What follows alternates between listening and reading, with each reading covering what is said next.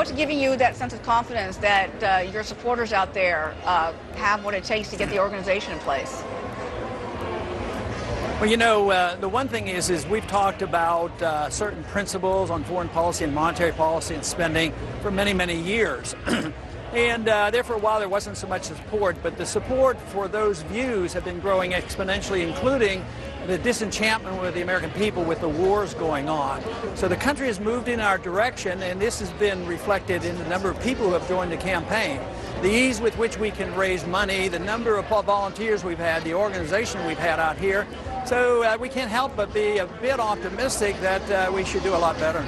The race is going to get a bit more crowded in just a little while with Rick Perry jumping into the race formally. How do you feel about that? Well, I mean, that's the way the system works. I imagine he won't be the last one to enter the race.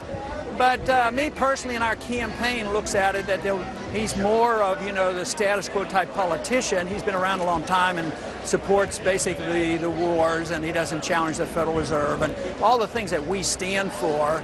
And therefore, he will have an effect. There's no doubt about it. Do you think he's a game changer? He's going to wait. Let me finish. He'll end up taking the votes from the others. So he does. If you noticed last night, most of the other candidates were all challenged for their flip-flopping, and rightfully so. They should be challenged. But I was never given a question about flip-flopping because they know where I stand. But it is true, if you're a philosophic candidate, it could be just philosophy. But it just happens that the philosophy of this country is shifting. It's shifting in the direction of the Constitution, limited government, a foreign policy that is different, balancing our budget, having sound money. So I would say it's coming together. The philosophy is coming together with a political change. And we've talked about this even 4 years ago. It was coined as a revolution. And it is an intellectual revolution. And I'm proud to be very much. This question comes from John in Amana, Iowa, and it relates to that argument that you got into with Senator Santorum. When Iran has a nuclear weapon, he asks, and attacks Israel with it, how will President Paul respond? Well, Israel has 300 of them, so do you think Iran is going to attack them with a weapon they don't have? And our own CIA says there's no concrete evidence that they're actually building on it. So we are going to turn the world upside down and attack Iran because someday they might have a nuclear weapon. And yet our leaders talk to the Chinese as well as the Soviets when they had thousands and thousands of nuclear weapons. I don't think it makes any sense to take on Iran and fight them, and that's essentially what some people want to do. They say that we have to have another war. Even Robert Gates, getting out of the position of Secretary of Defense, is saying anybody who thinks we need another war needs their head examined. And that's the way I feel about it. But there is the Iranians are a third world nation. They don't have an army or a navy of any sort. They don't have intercontinental ballistic missiles. And a country that has all that oil in their country, and they can't even produce enough gasoline, and they have to depend on importing gasoline, and we're supposed to build up war fever and go to war over this? I don't think for a minute that if they got those weapons, they wouldn't dare thinking about attacking Israel. Israel would take care of them, especially if they had no restraints from us. They would take care of them in minutes. It's not going to happen. It's all war propaganda. All right. On that topic, a writer named Political Tool says, here's a question for Ron Paul. Does he really believe letting Iran develop a nuke is okay? His isolationist ideas are fantasy. Your response?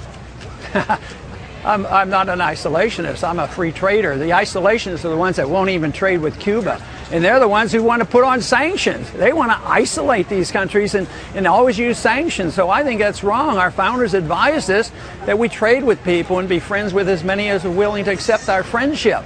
And we're doing the opposite. We get involved in these entangling alliances. We go to war under NATO and the United Nations. And like I said, what are there's nuclear weapons all over the place over there. If you were an Iranian, I'm sure you would say, well, it's not in our best interest. We ought to gain some respect because if we have a weapon, maybe they might not attack us. But the weapons, they are surrounded by nuclear weapons. Israel, India, Pakistan, China, the United States, Russia, they all have these nuclear weapons, and they barely think about it. When they try to enrich for peaceful purposes, they get condemned for it. So yes, there's a lot of bad people over there. There's a lot of violent people around the world. But believe me, the Iranians don't have a tradition of sending troops and invading countries 6,000 miles from their shore and occupying another country. Matter of fact, they're pretty respectful of their borders. And the wars they got into in the 1980s was because we instigated the Iraqis to go into Iran. So Congressman, I would say a good assessment of that would give you a better appreciation. When people understand what's going on, they don't have to think about our foreign policy, and that is what I do all the time.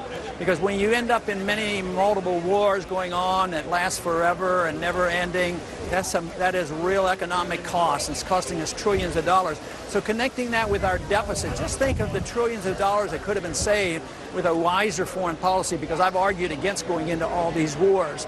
And it makes a big difference that people can find that you could have, come close to balancing the budget by just staying out of war. Then you have more peace and you have more prosperity. But we have to deal with other things too, regulatory policy, tax policies, especially monetary policy, because it's monetary policy that encourages the big spender, whether it's for entitlements or for war. Because as long as Congress doesn't have to pay the bills and they can always go over to the Federal Reserve and the Federal Reserve just print up the money, then they wonder why we would have economic problems. It's common sense, and I think young people especially, you don't have to have a PhD. Matter of fact, if you have a PhD in economics, you get very confused on economics. But it makes common sense to say that you can't run up these deficits, promise the sky to everybody, and say, oh, no big deal. The Fed is there to take care of it. They're the lender of last resort. They're the counterfeiter of last resort, and that's where here we are, building this case out, please. They're building up this case just like we did in Iraq. Build up the war propaganda. There was no Al-Qaeda in Iraq, and they had nuclear weapons, and we had to go in. I'm sure you supported that war as well. Okay. It's time we quit this. It's time. It's trillions of dollars we're spending on these wars.